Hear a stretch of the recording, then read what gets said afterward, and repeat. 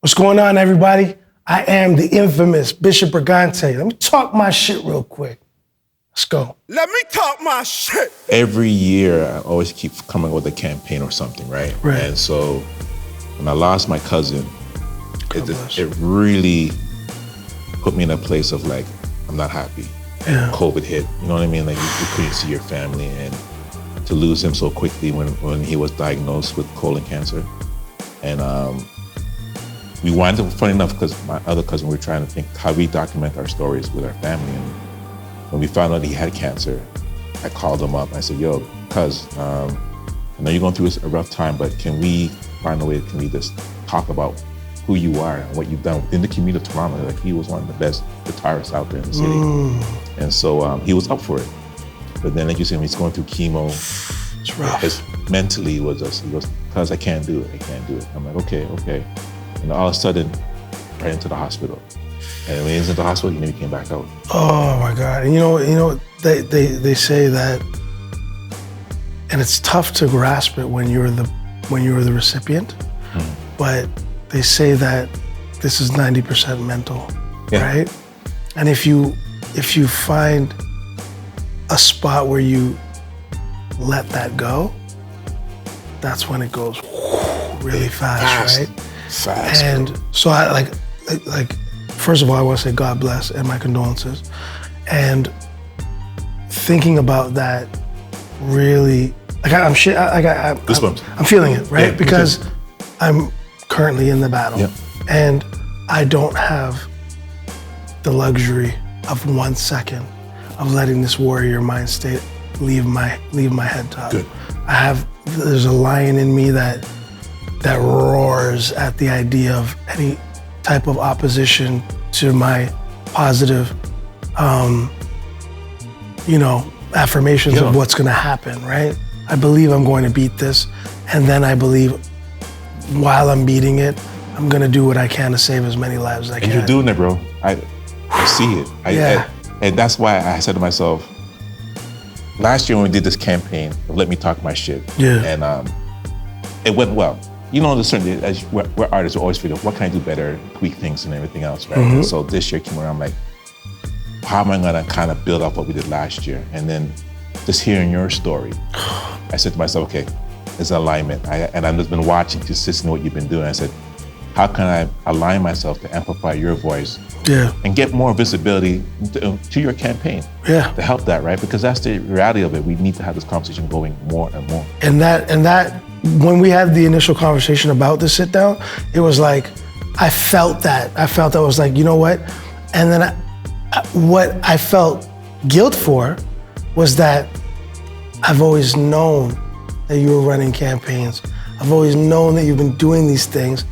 And because of life and because of not being zeroed in on certain things, which has changed my dynamic, of course, drastically, right?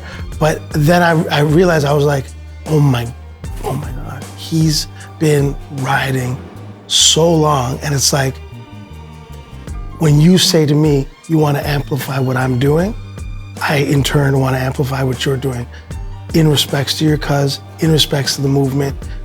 This is why we said is open and close. This is what we're doing. We're doing it because it just makes sense. And yeah, man. So like this and this movement, I've learned really quickly with this petition and with the movement the journey that I'm on.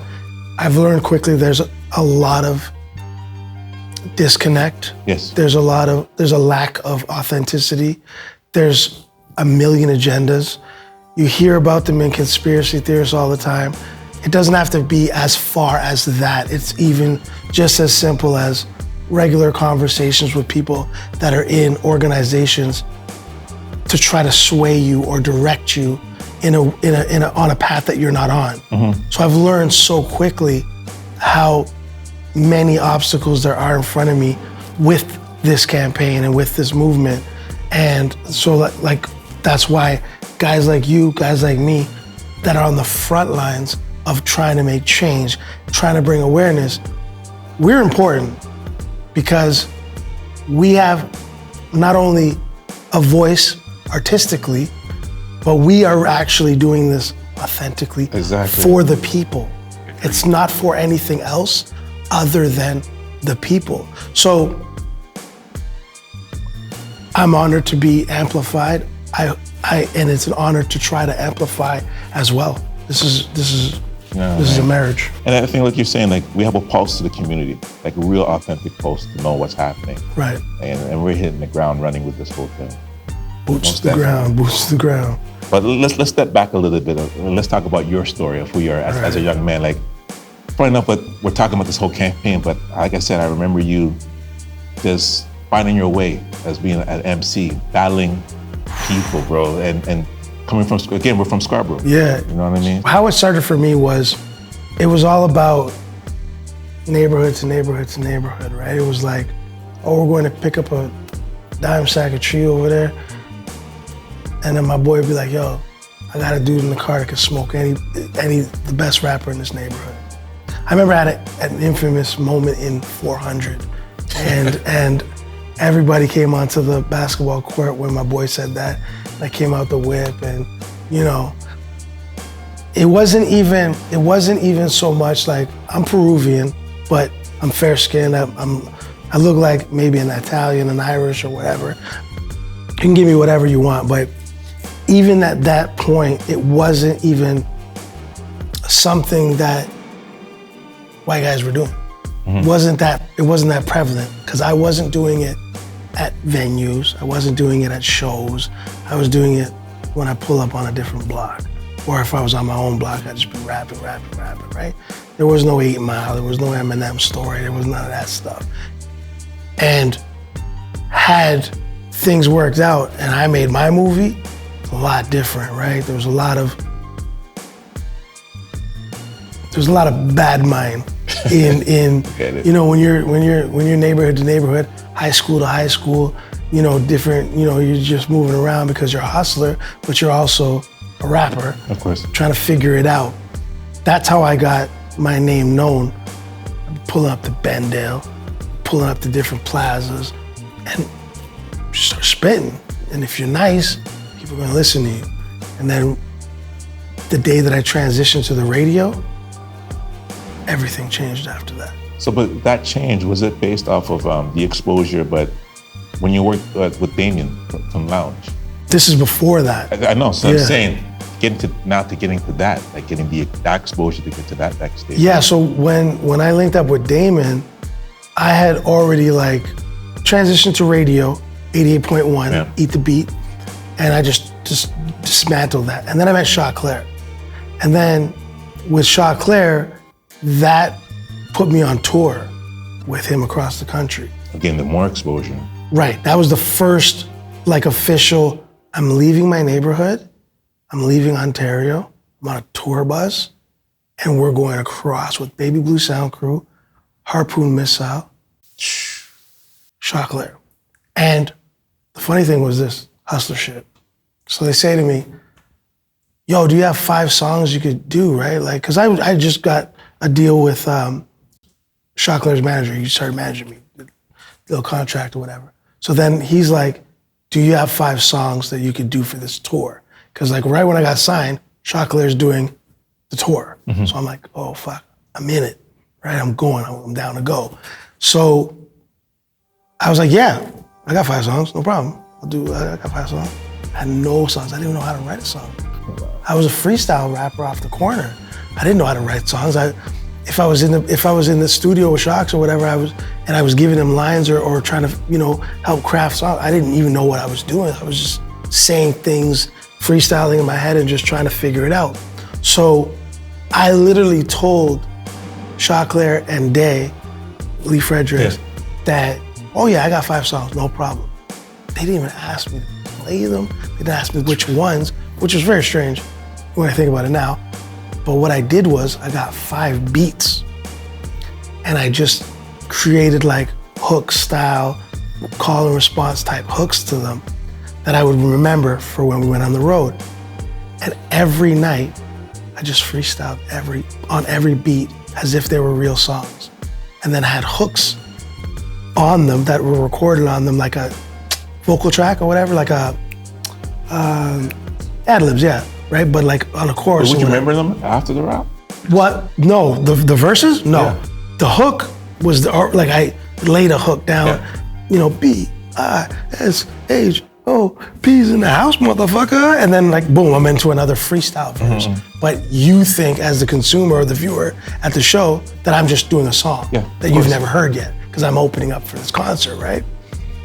And then the kicker was, then there was a segment in my show, on my set, that I said, oh, y'all wanna hear me freestyle?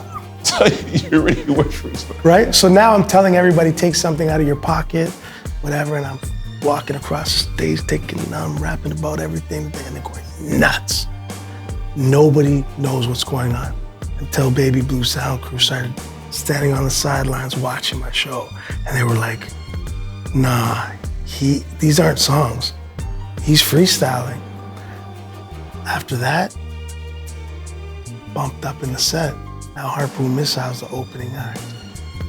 All of a sudden, Baby Blue Sound Crew's like, yo, you know, we have this party thing that we do, but you know what? I think Bishop should go on either like right at the end of our set and start his set, but like we'll intertwine it. So then I got bumped above Baby Blue Sound Crew. Now I'm the co-thing with Shaw Claire. Co-hosting, yeah. Yeah, like co-main event, I guess, whatever. But I'm right before Shaw Claire.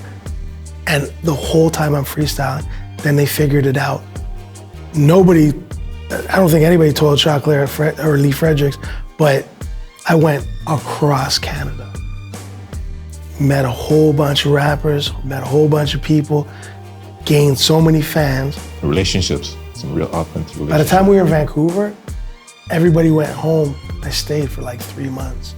I was like, this is crazy. I'm from Scarborough. I'm like looking at all these mountains. Kid from Scarborough was building that. Met DJ Chemo, Rascals, all these guys, and they just were so supportive and embraced me. And they were just like, and like my energy from the East Side was something that I don't think that people in Vancouver had experienced during that time. So I'm go mode. I get in the studio, I'm like, go. Like, let's go, let's work, let's get to the studio, let's work. Play that beat, oh, what? Okay, and it's go mode for me, right? And I don't write my shit down. I'm like, pacer, he knows that. I pace around. I don't claim that to be like on some Jay-Z shit. No, but that's your formula. But that's my formula. I pace around and I come from freestyling. So the words come to me different. Now that I'm a writer, I still do that, but the words come to me more eloquently and more defined as opposed to when I was younger, right? But again, speaking of lyricists and rhymes, there's always that song that you did. Again, I'm no lyricist, I'm gonna fuck it up a little bit, but I'm gonna try it. But I remember it says, you said, to feel happiness, you gotta feel the pain. And it goes, to have the sunshine, you gotta go through the rain. Yeah. Speak to that. Okay, so that song's about to change, and it's my most important song I've ever done. Really? Yeah. It's still stuck in my head, to be honest, man. Yeah, so what happened was, okay, so story time again. So the legend RT, director, RT, was not the legend RT at the time. But so again, I'm battle rapping, I'm touring, I'm doing all this stuff, I'm 106, whatever. And I'm just like bubbling and figuring out what label I want to mess with. I'm like, you know, there's different offers of different situations happening. I'm running with Damon. We're just running amok, and it's amazing because it changed the landscape of hip hop in Canada. Because first of all, there was somebody that was coming out rapping aggressive street shit, and then it wasn't always super aggressive, but I also was repping my neighborhood. And I was branding my neighborhood, right? Section 6. Right. So we were moving like G-Unit. We were moving like I had Dizzy, I had Zeke, I had Mikey G. We were moving like that everywhere we went. You know what I mean? So what happened was RT approached us. He was brand new, and he said, "You guys have to, Bishop, you have to put a face to all the stuff that you're doing, because people hear about you, and if they meet you or they see you, then they get it. but there's still a huge demographic of people out there that need to see your face to connect to the music. So I was like, all right, what do you want to do? Shoot a video? He's like, that's what I want to do. He had a video concept before I had a song. Wow, RT is something else, man. Right? You think about it back then to him wanting this moment, right? So I now have to pick. I'm in the studio with Scam all the time. I got hundreds of songs, but what do I want to drop? Okay, you know what? I walked in the studio. We needed to have this studio, this record done in one day because we had to put in the video fact grant. The deadline was tomorrow. Got it. So he approaches us. We got to have a song. We got to pick one, send it to him. He's already got the treatment. I walk into the studio and I hear this beat that Scam made, and I just start talking about what's going on. Okay, the city says they want a single from Bish. Heavy rotate my shit so the haters get pissed. I don't got a network. I ain't showing my teeth. I'm getting brains in the whip, blowing Joe in the streets. This is where I'm at in my head, right? So I'm just rapping about literally my week. This is what's going on. Ladies, you know you love it. That's the way them boys get down. Mm-hmm. Gangsters, you right? So everybody goes, yo, this shit's hard. This is the one. We're gonna do this video. So RT gets the Hotel Grand in Toronto. And we're shooting this music. We got the Grand. So we get the Hotel Grand. We're in there. Kiss 92.5 announces Bishop shooting a video at the Grand. Horrible. It gets flooded with people. We have to lock the staircase. Staircases are all blocked off there's cops blocking the staircase. The Grand says that nobody can ever shoot there again after this night, right? Who's staying in the Hotel Grand? Sticky Fingers. He's in town. From Onyx, because he's in town because he's about to start this TV show. He shows up on my set. I meet him. Wow, what up? And he's like, yo, this is your shit? You causing all this ruckus? I'm like, hey, it's my first video or whatever, right? Cool. That's how he ended up getting on the remix because he was just like, the fuck, it was crazy.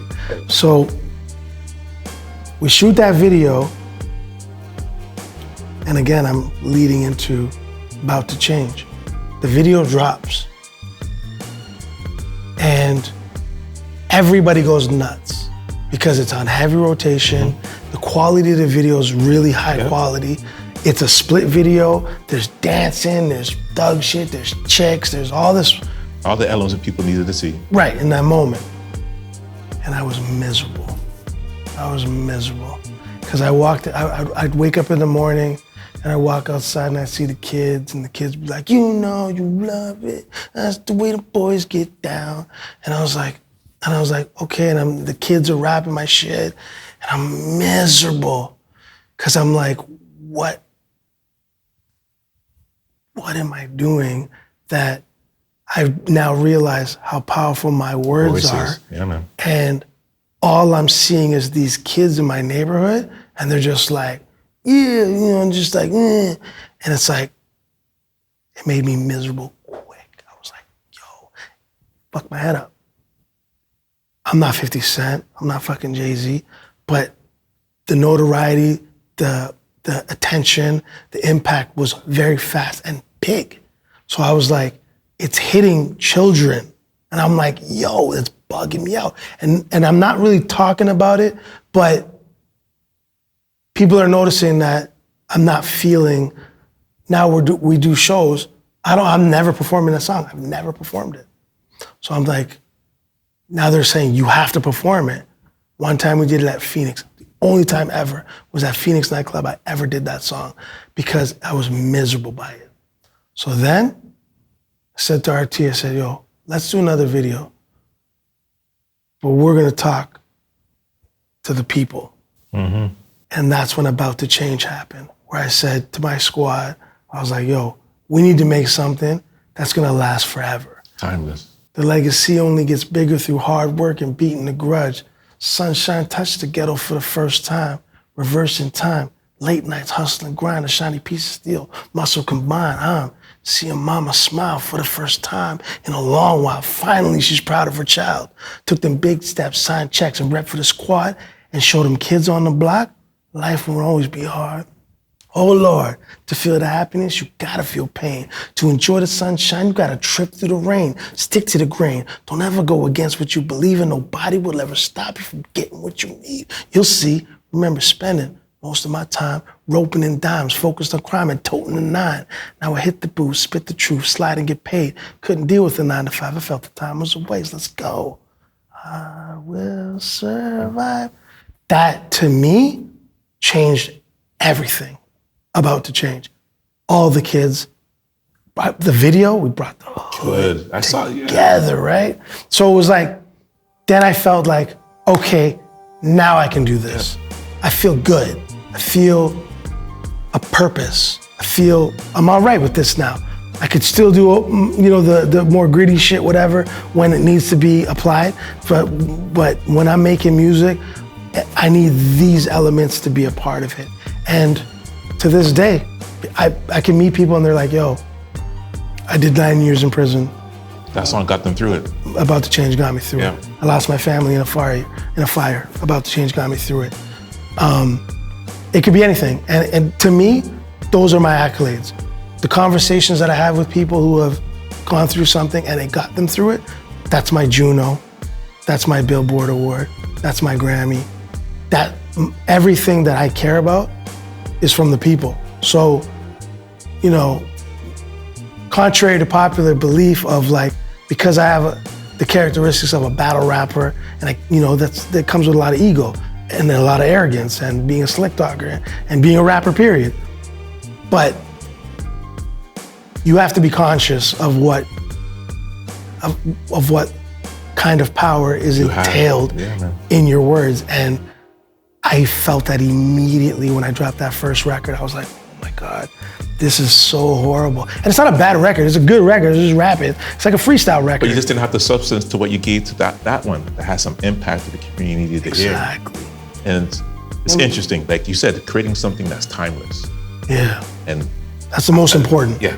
That's the most important. Because it's bigger than us. Yeah, you don't, and it's not like you're like, I'm trying to make it timeless. It just has to be authentic.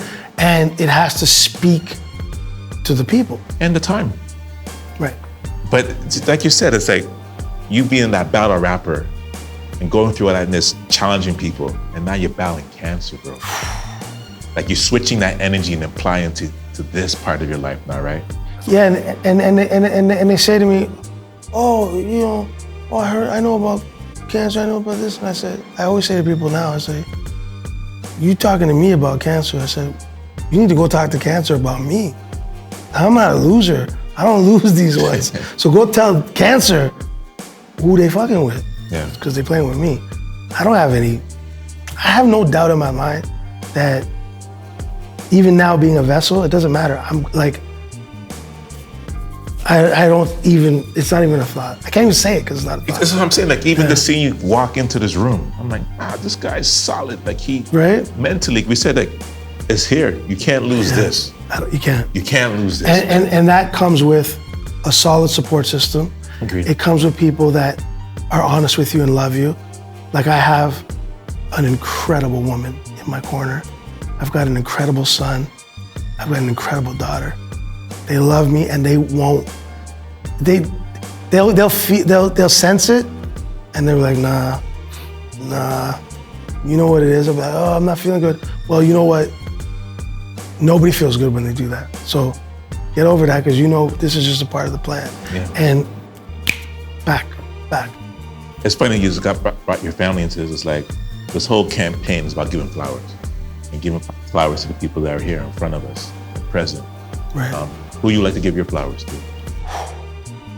Wow. You mean like family-wise or period? Just across the board? I know family definitely is a given, but I just want you just to talk with people that you feel that is important in your life that's impacted you. Wow. So I'll start with Shot Claire.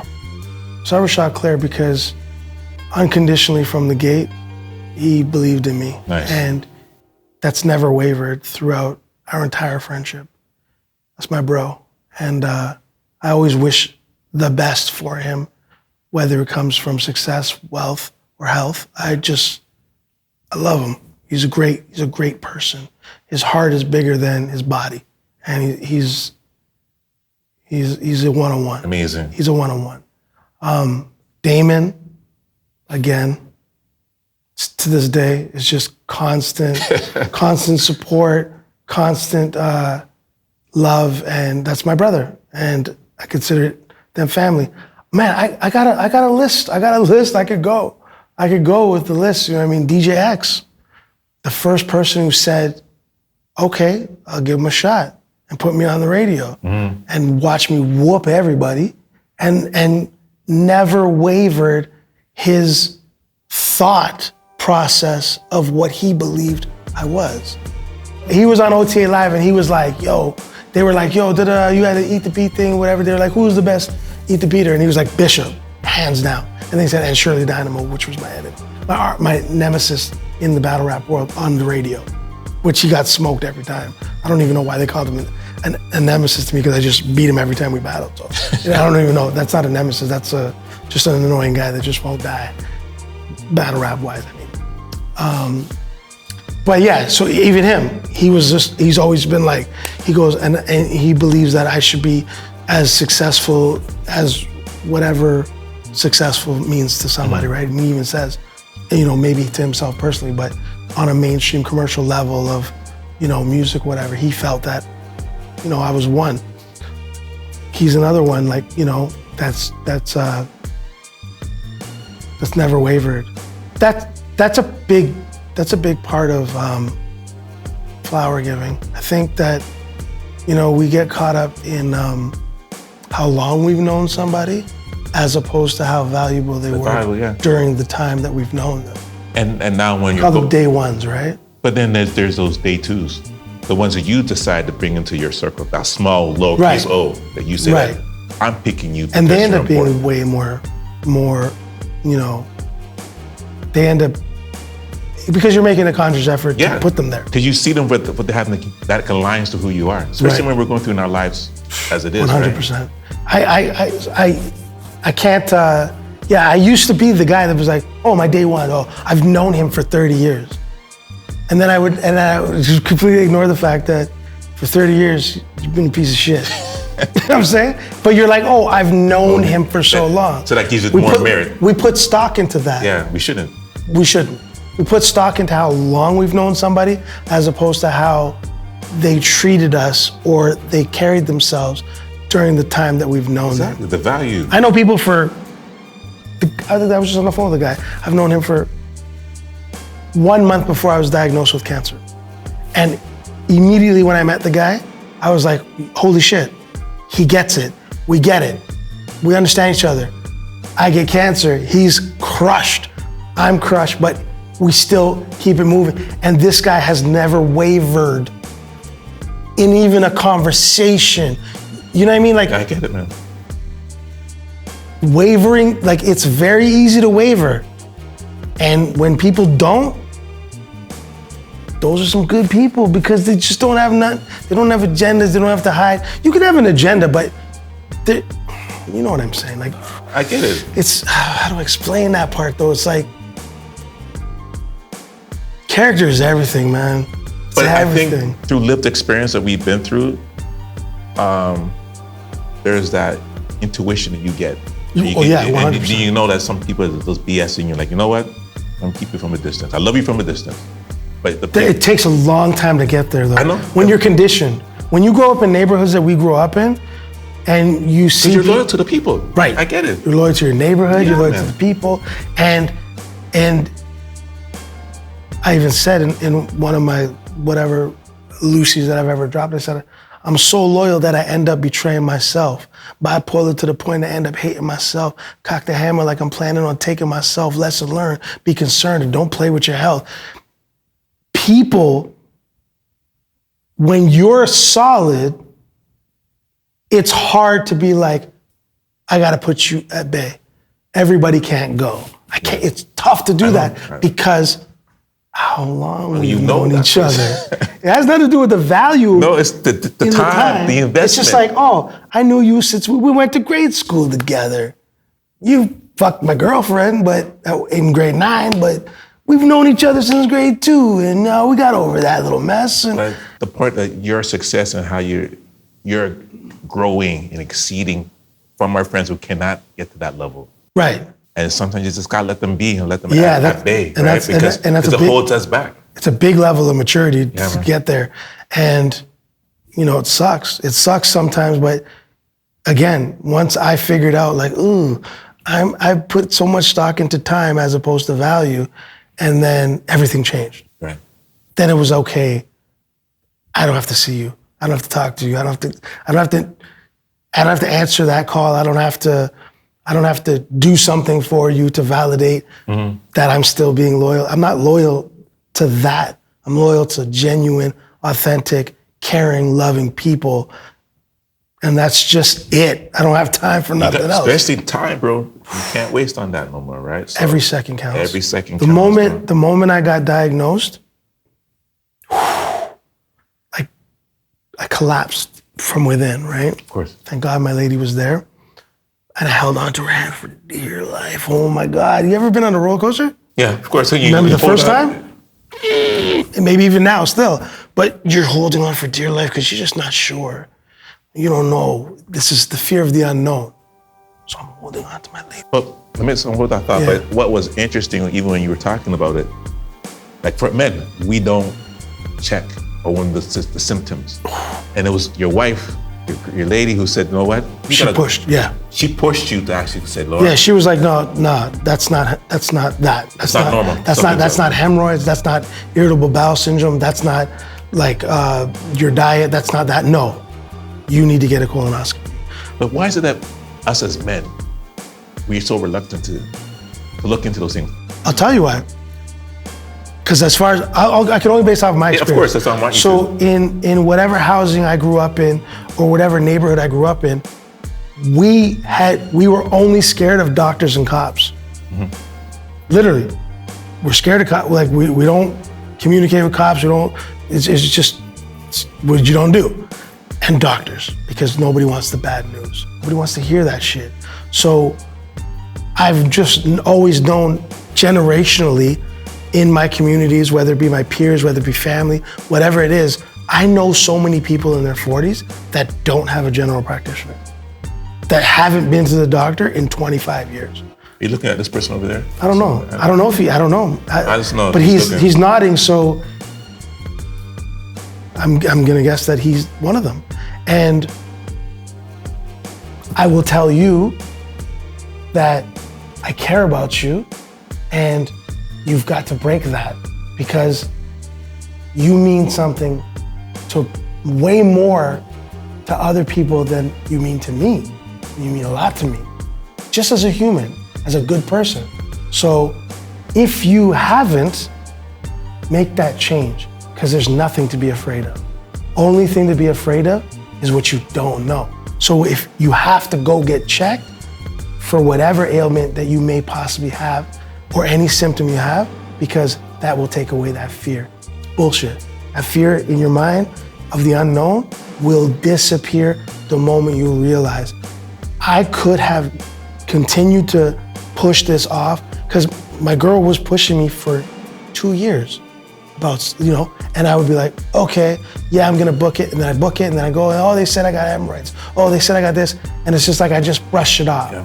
Right? Oh, okay, it's not that bad. Oh, I don't have cancer. I don't have to get no crazy cancer. Oh, I'm okay. I just got a little bit of hemorrhoids or whatever, right? So that took away the fear of it.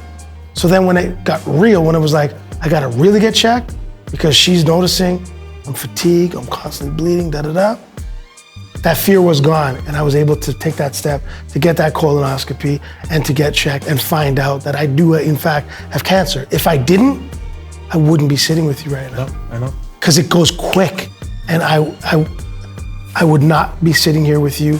I would not be expressing how I feel about you guys and how I feel about the people that we're talking about. I wouldn't be here. I'd be gone. And that's the other part of the petition, is that criteria. I'm 45 years old with colorectal cancer. If I'm waiting till I'm 50 to get scanned, you want to be here. I'm dead. Yeah. So we don't have the luxuries of, especially if we have kids, we owe it to them to get checked. That's number one. Because if you don't and you're gone, you didn't do your children justice, or you didn't give them what you owe them. Yeah. You owe them that. It's honestly, this is a time to really change that narrative. Yeah. Right? And it's crucial. And removing that stigma of having something inserted in you. Yeah, that part too, yeah. You don't feel it. It's not even, exactly. You don't even feel it. They put you to sleep. You go to sleep and they do the, you talking about the procedure, right? The procedure, but not even that part, even the part when you go for your checkup. Right. And your doctor takes his finger. Right. The stigma of all that stuff. Up your rectum. And like I said, it is what it is. Yeah. It's a part of life that he has to do what he needs to, or it's he important. or she. It's important. You know what's funny? Throughout all the 2 years leading up to me finally, figuring out that I got to push for what I want, I never had an examination like that. They were never even suggested it. Mm-hmm. There was never anything like, this is how messed up the system can be, the healthcare system can be. I'm not saying all doctors are like that, but leading up to that, I was always just dismissed as, oh, there's blood in your stool? That's hemorrhoids. Is it bright red? That's hemorrhoids. Oh, you got stomach problems? You probably have irritable bowel syndrome. We did blood tests. All your levels are fine. You have irritable bowel syndrome. This means dismissive. 100%. Because I'm not 50 years old. Yeah. Or it's not part of your family, because with my family, it's known.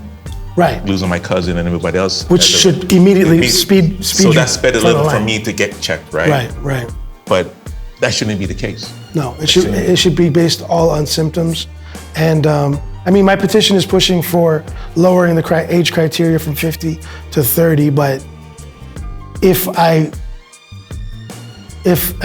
in a perfect world, the age criteria would be gone. That's such an outdated, it's a Stone Age way of things that we're eating, everything's shifting, right? So we have to do that. No, I totally Especially agree with the rise in the consumption of processed foods and just bad diets altogether and things like that. That epidemic goes hand in hand with colorectal cancer. So when I hear doctors, pharmacists, oncologists and stuff like that debunking oh, we don't have the stats, or we don't have the data, or we don't have the research, it's like, you do. The research is all around us as human beings. It's in our food. You know the research about the food. You know how bad food is. You know it. There's your stats. You know that since 2020, I believe, 2020, that every year, in every decade, 20s, 30s, 40s, there's been a 10% increase. Exactly. Every year. So if we just pick the 20s to 2024, that's 40% increase in people in their 20s. But let's put them all together. So 20s, 30s, 40s, that's 4. It's huge. It's massive. People are dying. People are being infected. And either they're not being diagnosed and dying and finding out that they had colorectal cancer when they die, or they're getting diagnosed too late and they're way behind in the fight. Imagine jumping in a boxing ring and standing there doing nothing for two rounds or 3 rounds. Because when you have a 2-year situation with doctors like I did, where I was getting told I had this, and it was very dismissive. Well, that's round 1, that's round 2.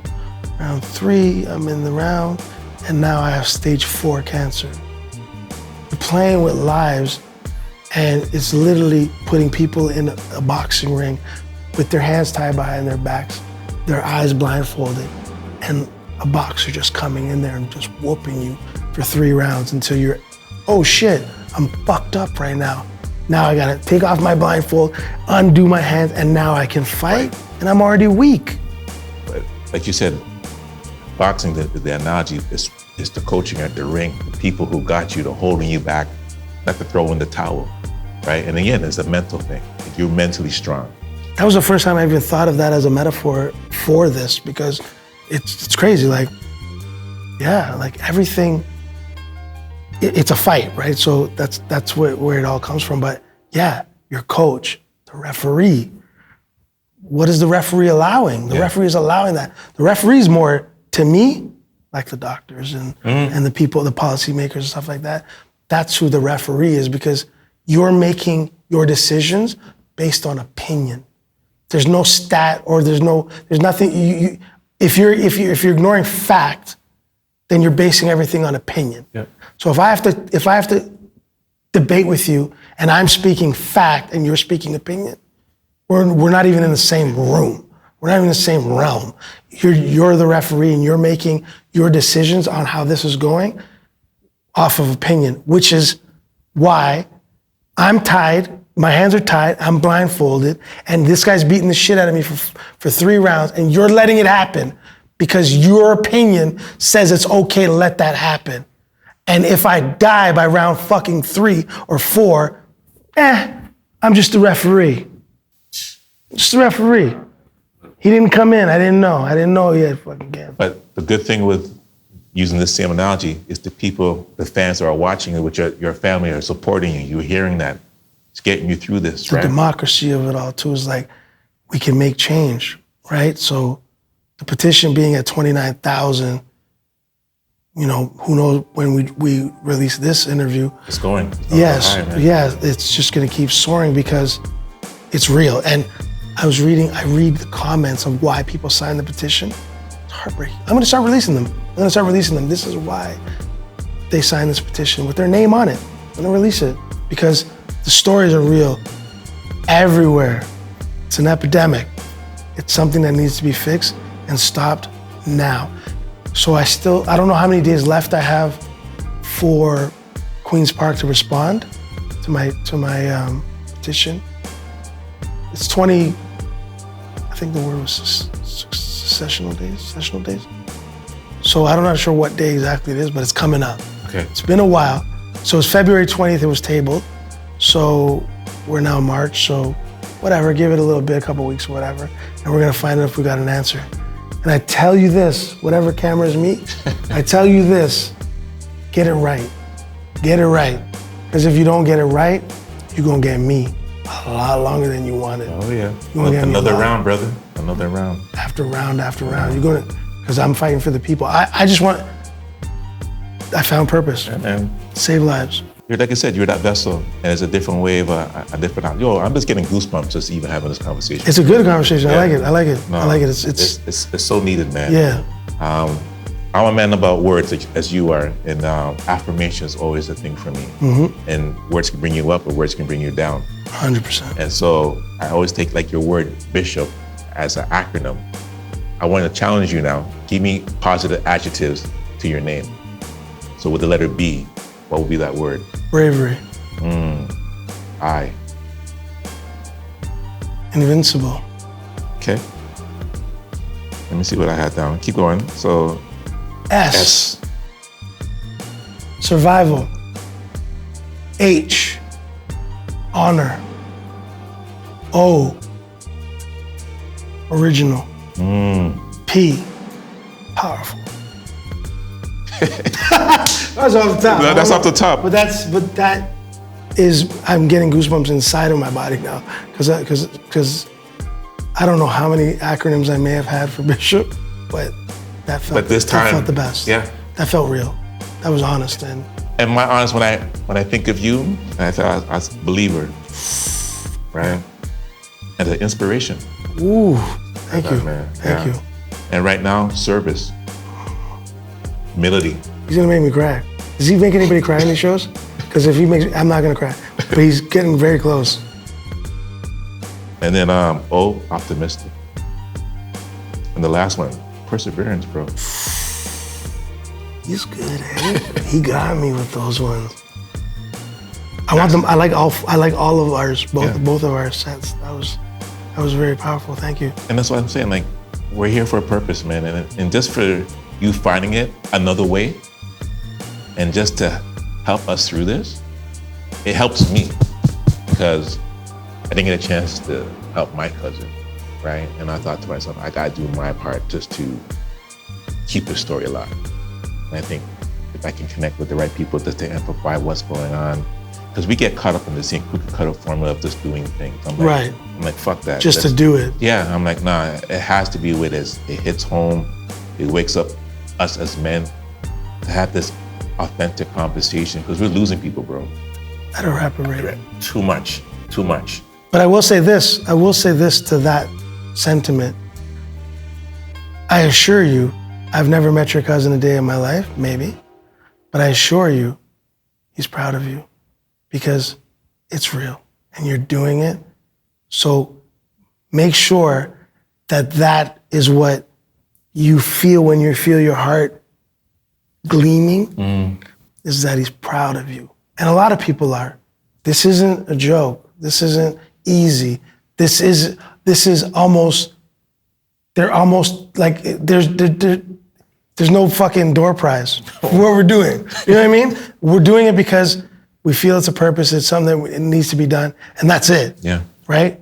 If we save a life, we win. We don't get a badge for that. We don't get a certificate for that. We just get it. We get another beam of gleam in our hearts, man. You know what I mean? But I don't have to know your cousin, but I know what you're doing.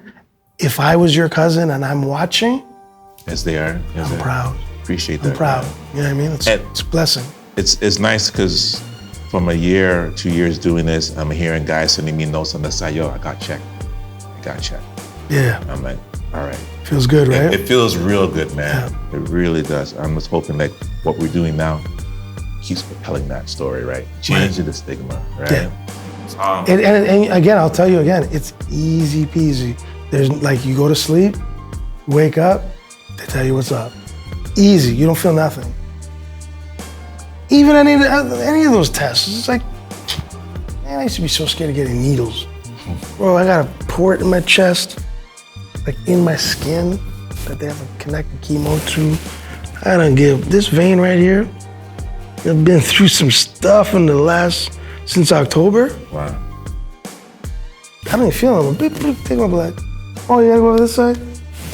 Man, all that stigma about doctors and needles and medicine, like, okay, you know, there are some things to be worried about, but general health and making sure and just checking on yourself is so important.